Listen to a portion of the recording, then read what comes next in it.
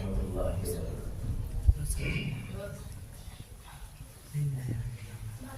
نحمده ونصلي على رسوله الكريم، اما بعد فاعوذ بالله من الشيطان الرجيم، بسم الله الرحمن الرحيم۔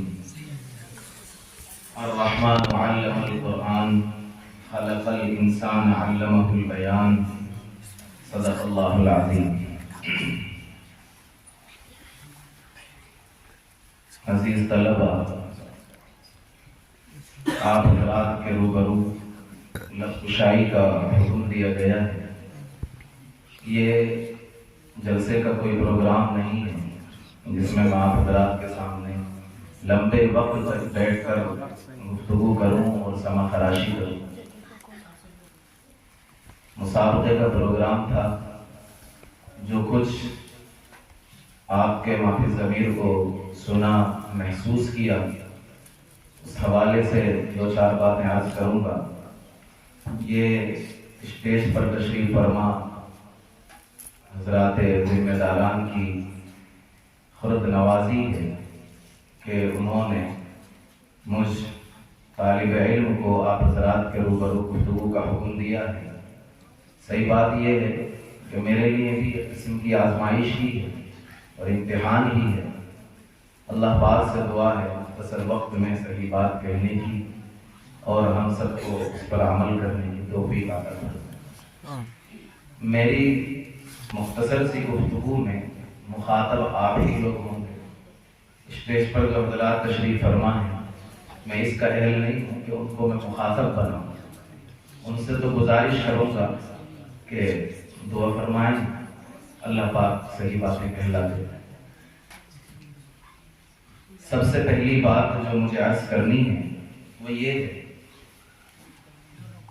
کہ ہمارے آقا سرکار دو عالم صلی اللہ علیہ وسلم کو اللہ تبارک و تعالی نے جو مختلف معجزے عطا فرمائے،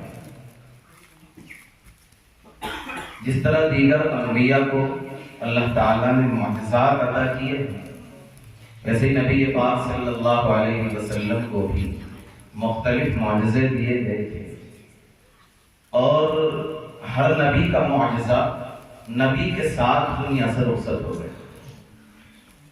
نبی پاک صلی اللہ علیہ وسلم کے بھی مختلف معجزے ہیں جو آپ علیہ السلام کے ساتھ دنیا سے رخصت ہو گئے۔ البتہ ایک معجزہ ایسا ہے جو ابھی بھی ہمارے درمیان موجود ہے اور قیامت تک موجود رہے گا، جس کے حفاظت کا وعدہ رب کائنات نے خود کیا ہے۔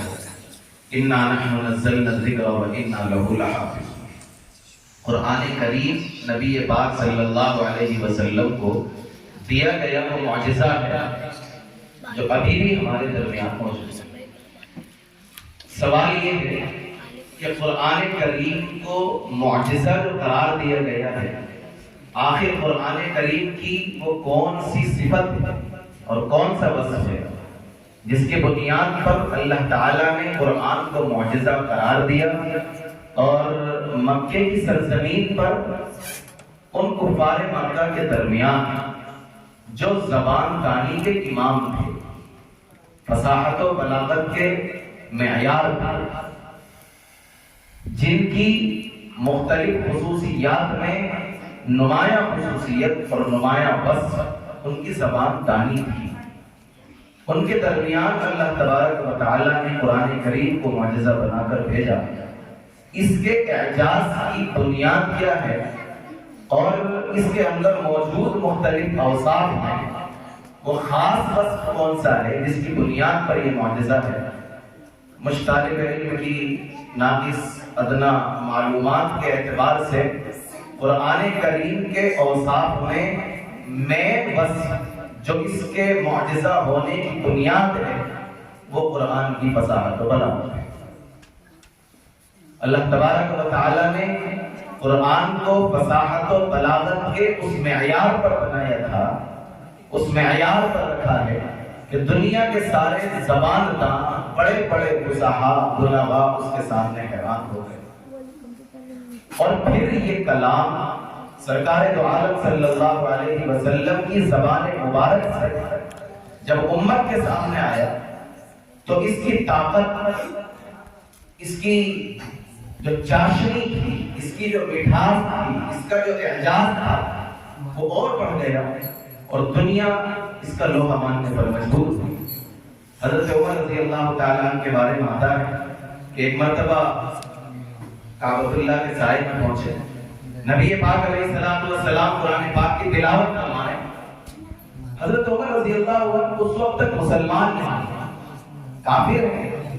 نبی علیہ السلام کی زبان مبارک سے قرآن کی آیات جب کانوں میں پہنچی تو ان کے دل و دماغ میں خیال آیا کہ یہ تو بڑی اعلیٰ درجے کی اما بعد اعوذ باللہ من الشیطان الرجیم بسم اللہ الرحمن الرحیم الرحمن علم القرآن خلق الانسان علمہ البیان صدق اللہ العظیم۔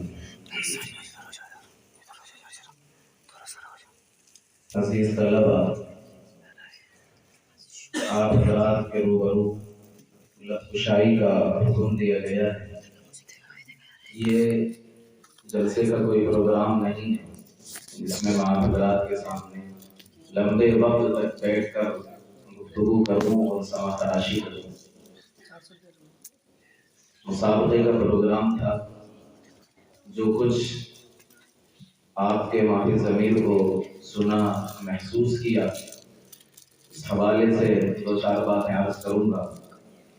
یہ اسٹیج پر تشریف فرما حضرات ذمہ داران کی فرض نوازی ہے کہ انہوں نے مجھ طالب علم کو آپ حضرات کے روبرو گفتگو کا حکم دیا ہے۔ صحیح بات یہ ہے کہ میرے لیے بھی ان کی آزمائش ہی ہے اور امتحان ہی ہے۔ اللہ پاک سے دعا ہے اصل وقت میں صحیح بات کہنے کی اور ہم سب کو اس پر عمل کرنے کی توفیق عطا کرے۔ میری مختصر سی گفتگو میں مخاطب آپ ہی لوگ ہوں۔ اسٹیج پر جو حضرات تشریف فرما ہیں، میں اس کا اہل نہیں ہوں کہ ان کو میں مخاطب کراؤں۔ ان سے تو گزارش کروں گا کہ دعا فرمائیں، اللہ پاک صحیح باتیں کہلا دے۔ سب سے پہلی بات جو مجھے عرض کرنی ہے وہ یہ ہے کہ ہمارے آقا سرکار دو عالم صلی اللہ علیہ وسلم اللہ تبارک و تعالی نے جو مختلف معجزے عطا فرمائے، جس طرح دیگر انبیاء کو اللہ تعالیٰ نے معجزات عطا کیے، ویسے نبی پاک صلی اللہ علیہ وسلم کو بھی مختلف معجزے دیے گئے تھے، اور ہر نبی کا معجزہ نبی کے ساتھ دنیا سے رخصت ہو گئے۔ نبی پاک صلی اللہ علیہ وسلم کے بھی مختلف معجزے ہیں جو آپ علیہ السلام کے ساتھ دنیا سے رخصت ہو گئے۔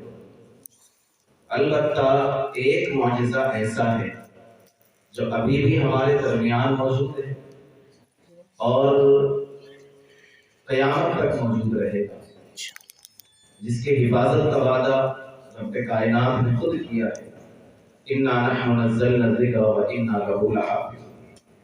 قرآن کریم نبی پاک صلی اللہ علیہ وسلم کو دیا گیا وہ معجزہ ہے جو ابھی بھی ہمارے درمیان موجود ہے۔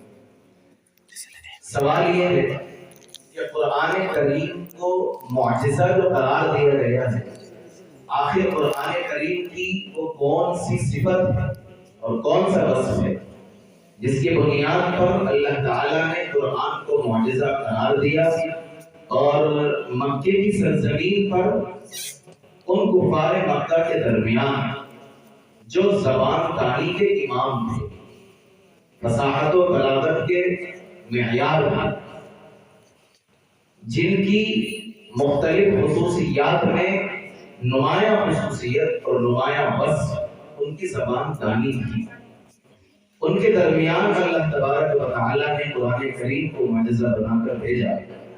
اس کے اعجاز کی بنیاد کیا ہے اور اس کے اندر موجود مختلف اوصاف ہیں، وہ خاص وصف کون سا ہے جس کی بنیاد پر یہ معجزہ ہے؟ مجھ طالب علم کی ناقص ادنا معلومات کے اعتبار سے قرآن کریم کے اوصاف میں بس جو اس کے معجزہ ہونے کی بنیاد ہے وہ قرآن کی وضاحت و بیان ہے۔ اللہ تبارک و تعالی نے قرآن کو فصاحت و بلاغت کے اس معیار پر بنایا تھا، اس معیار پر رکھا ہے کہ دنیا کے سارے زبان داں بڑے بڑے فصاحت بلاغا اس کے سامنے حیران ہو گئے۔ اور پھر یہ کلام سرکار دو عالم صلی اللہ علیہ وسلم کی زبان مبارک سے جب امت کے سامنے آیا تو اس کی طاقت، اس کی جو چاشنی تھی، اس کی جو مٹھاس تھی، اس کا جو اعجاز تھا وہ اور بڑھ گیا اور دنیا اس کا لوہا ماننے پر مجبور تھی۔ حضرت عمر رضی اللہ تعالیٰ عنہ کے بارے میں آتا ہے کہ ایک مرتبہ کعبۃ اللہ کے سائے میں پہنچے، نبی پاک علیہ السلام قرآن پاک کی تلاوت کر رہے ہیں۔ حضرت عمر رضی اللہ عنہ اس وقت تک مسلمان نہیں، کافر ہے۔ نبی علیہ السلام کی زبان مبارک سے قرآن کی آیات جب کانوں میں پہنچی تو ان کے دل اور دماغ میں خیال آیا کہ یہ تو بڑی اعلیٰ درجے کی شاعری ہے، ایسی شاعری تو ہم نے کبھی سنی نہیں، بہت اعلیٰ درجے کا کلام ہے۔ تو اس وقت نبی پاک صلی اللہ علیہ وسلم کی زبان پر جو آیات تھی وہ یہ آیات تھی اِنَّهُ لَقَوْلُ رَسُولٍ كَرِيمٍ وَمَا هُوَ بِقَوْلِ شَاعِرٍ قَلِيلًا مَا تُؤْمِنُونَ۔ یہ کسی شاعر کا کلام نہیں، زبان نبوی سے اور زبان نبوت سے یہ آیات آئیں تو عمر پریشان ہو گئے کہ میں نے تو ابھی کچھ کہا نہیں تھا، ابھی تو صرف خیال آیا تھا، اس بندے کو کیسے معلوم ہو گیا کہ میرے دل میں کیا خیال آیا ہے اور میں نے اس کلام کو شاعری سمجھا ہے، اس نے کیسے فوراً کہہ دیا وَمَا هُوَ بِقَوْلِ شَاعِرٍ قَلِيلًا مَا تُؤْمِنُونَ۔ اور اس کے بعد اگلا خیال عمر کے دل میں یہ آیا، ایسا لگتا ہے کہ بہت بڑا کاہن ہے کہ اندر کی باتیں بھی جان لیتا ہے۔ تو نبی علیہ السلام کی زبان پر اگلی آیت تھی وَلَا بِقَوْلِ كَاهِنٍ قَلِيلًا مَا تُؤْمِنُونَ۔ کسی کاہن کی بھی بات نہیں ہے، کسی کاہن کا بھی کلام نہیں۔ میں کہنا یہ چاہتا ہوں نبی پاک صلی اللہ علیہ وسلم کو نمبر 1 معجزے کے طور پر قرآن دیا گیا، نمبر 2 نبی علیہ السلام کو امت کا رہبر، امت کے لیے رہنما، پیغمبر، بشیر و نذیر اور ساری امت کو اللہ کی طرف بلانے والا ندائی بنا کر بھیجا گیا، جس کے لیے نسخہ کیمیا قرآن دیا گیا۔ ہم سب جانتے ہیں، ہمارا ایمان ہے کہ نبی علیہ السلام آخری نبی ہے، نبوت کا سلسلہ ختم ہو گیا۔ اب یہ رہنمائی کی ذمہ داری میرے اور آپ کے کاندھوں پر، میری اور آپ کی ذمہ داری ہے کہ اس قرآن کو اپنے سامنے رکھ کر، اس کے اعجاز کو اپنے سامنے رکھ کر، اس کے فصاحت اور بلاغت کو اپنے سامنے رکھ کر ہم اپنا وہ داعیہ کردار ادا کریں کہ جس کردار کے آگے امت اللہ تبارک و تعالیٰ کو ایک معبود مان کر کلمے کے سائے میں آ کر اللہ کی عبادت اور اللہ کی پرستش میں مصروف ہو۔ ظاہر ہے قرآن کا یہ اعجاز ہم ان تک اس وقت تک نہیں پہنچا سکتے جب تک کہ ہمارے پاس اس کو منتقل کرنے کے لیے زبان دانی نہ ہو، ہمارے پاس وہ الفاظ نہ ہو، ہمارے پاس وہ سخن نہ ہو، ہمارے پاس وہ لب و لہجہ نہ ہو، ہمارے پاس وہ اسلوب نہ ہو۔ یاد رکھیے بہت سی مرتبہ انسان کے دل و دماغ میں علوم و معارف کا خزانہ ہوتا ہے، لیکن زبان سے محروم ہوتا ہے تو وہ اس علوم و معارف کے خزانے کو اپنے مخاطبین کے سامنے منتقل نہیں کر پاتا۔ بڑی مثالیں ایسی آپ کو مل جائیں گی، ایک شخص بڑا جانکار ہے، اس کے پاس بڑا علم ہے، تجربات کا علم، مطالعے کا علم، کتابوں کا علم، لیکن زبان سے محروم ہے، زبان اس کے پاس نہیں ہے ایسی کہ وہ اپنے معافی ضمیر کو ادا کر سکے، اپنے دل و دماغ میں موجود معانی اور مطالب کے ذخیرے کو سامنے والوں کو سمجھا سکے۔ تو زبان سے محرومی کی بنیاد پر علوم جو اس کے دل اور دماغ میں، اس کے سینے میں محفوظ ہیں، وہ ان سے دوسروں کو فائدہ نہیں پہنچا۔ ہمارے لیے یہ فخر کی بات ہے اور ہمارے لیے اعزاز کی بات ہے کہ اللہ تعالیٰ نے وہ معجزہ جو نبی کو دیا، اور ہر نبی کا معجزہ نبی کے ساتھ دنیا سے رخصت ہو گیا، وہ معجزہ ابھی بھی ہمارے درمیان موجود ہے۔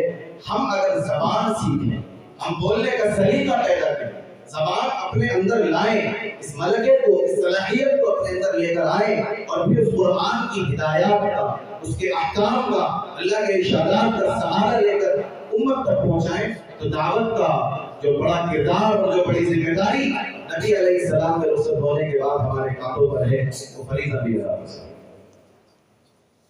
ایک بات، دوسری بات مجھے عرض کرنی ہے کہ اپنی بات کو سمجھانے میں، اپنے معافی ضمیر کو ادا کرنے میں جس طرح زبان کا بڑا دخل ہے جو انجمنوں کے ذریعے سکھایا جائے، ویسے ہی لب و لہجے کا اور ہاتھوں، آنکھوں، پیشانی کے اشارات کا ہوتا ہے۔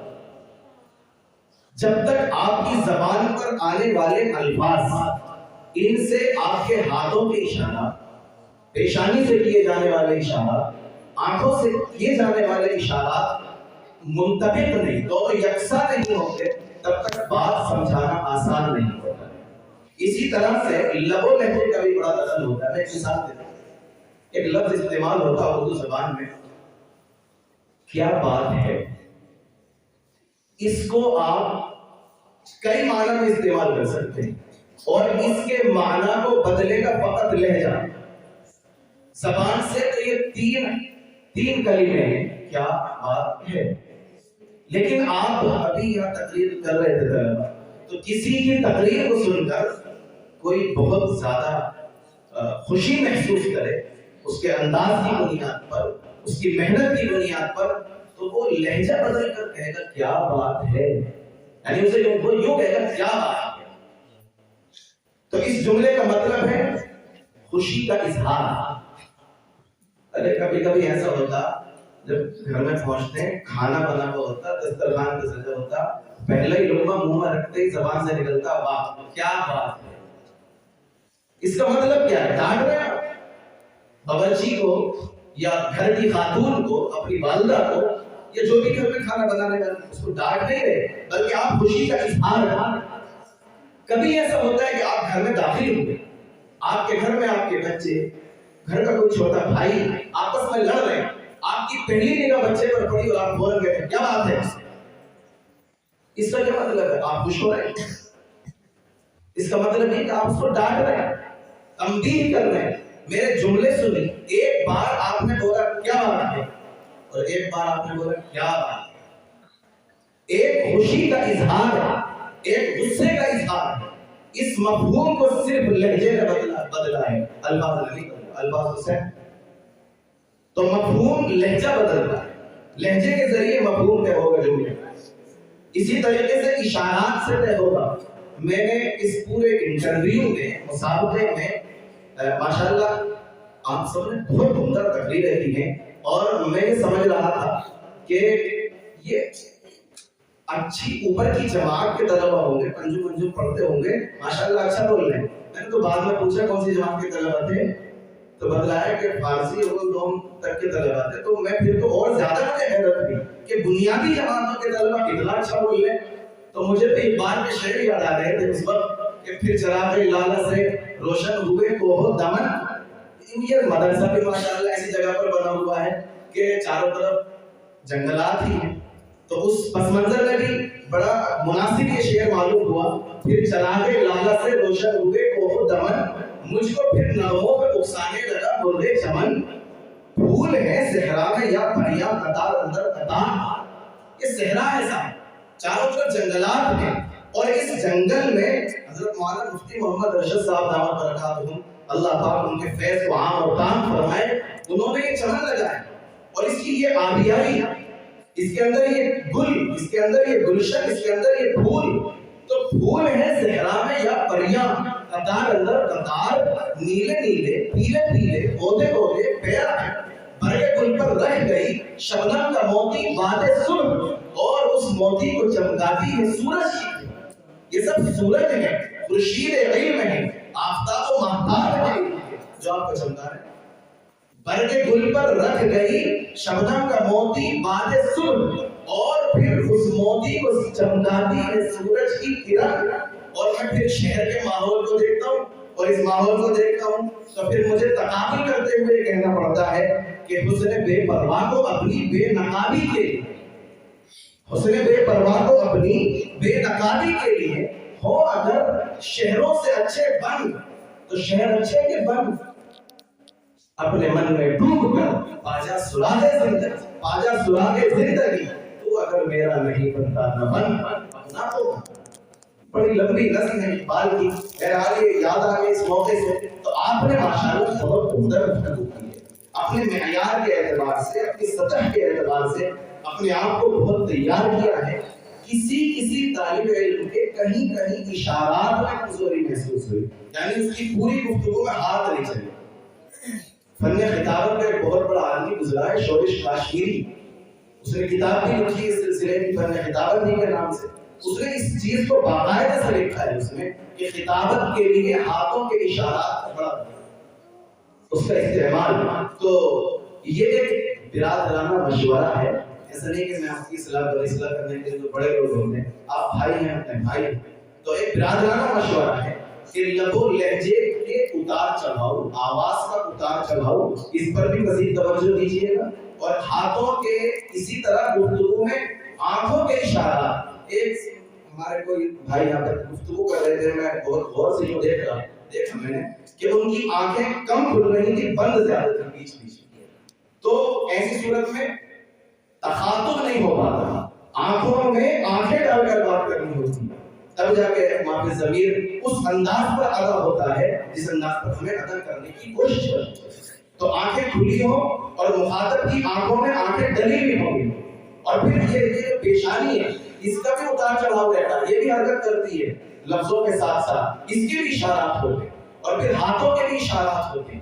ان سب کو بھی اپنی گفتگو میں جب ہم شامل کریں گے تو انشاءاللہ آپ یہاں سے آفتاب و ماہتاب بنا کر نکلیں، آپ کا فیض دور تک جائے گا، آپ اس ادارے کی نیک نامی کا، اپنے اساتذہ کی نیک نامی کا اور اس کے دور تک فیض کو پہنچنے کا سبب بنیں گے۔ امید ہے کہ ہم سب اس کے لیے آگے تیاری مزید بہتر سے بہتر کریں گے۔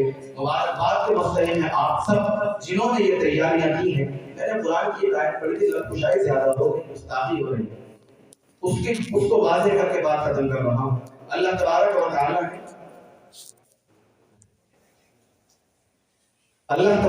تعالیٰ نے یوں تو ایک جگہ یہ فرمایا ہے اپنی نعمتوں کے بارے میں، وَإِن تَعُدُّوا نِعْمَتَ اللَّهِ لَا تُحْصُوهَا، کہ بھائی اگر نعمتوں کو شمار بھی کرنا چاہو تو تمہارے بس کی ہے نہیں، اور حقیقت ہے۔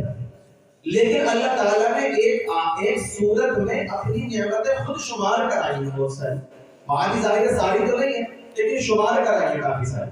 اس صورت کو کہتے ہیں سورۃ الرحمن۔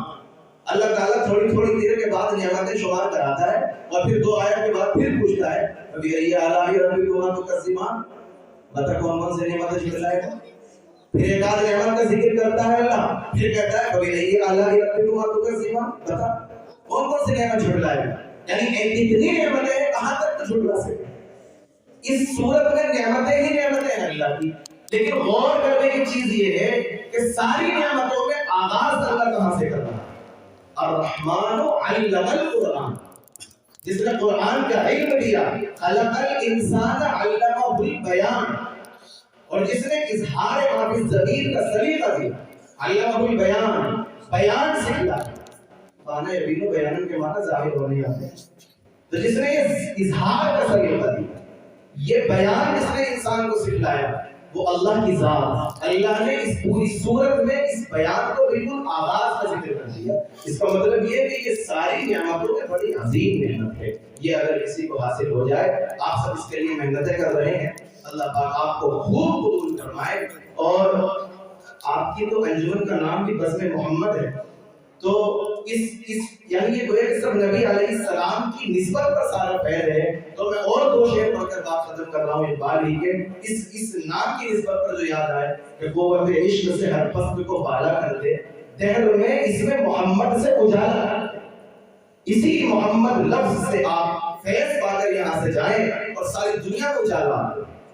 قوت عشق سے ہر فصل کو بالا کر دے، دہر میں اس میں محمد سے اجالا کر دے۔ وہ نہ یہ پھول تو بلبل کا ترنم بھی نہ ہو، گلشن بزم میں کلیوں کا تبسم بھی نہ ہو، یہ نہ ساتھی ہو تو پھر میں بھی نہ ہو، تم بھی نہ ہو، بس میں توحید بھی دنیا میں نہ ہو، تم بھی نہ ہو، نفس ہستی تبش آمادہ اسی نام سے ہے، خیمہ افلاک کا استادہ اسی نام سے ہے، دشت میں دامن کوثر میں میدان میں ہے، بحر میں موج کی آغوش میں طوفان میں ہے، چین کے شہر مراکش کے بیابان میں ہے، اور پوشیدہ مسلمان کے ایمان میں ہے، چشم اقوام یہ نظارہ ابد تک دیکھے، رفعت شان رفعنا لک ذکر دیکھے۔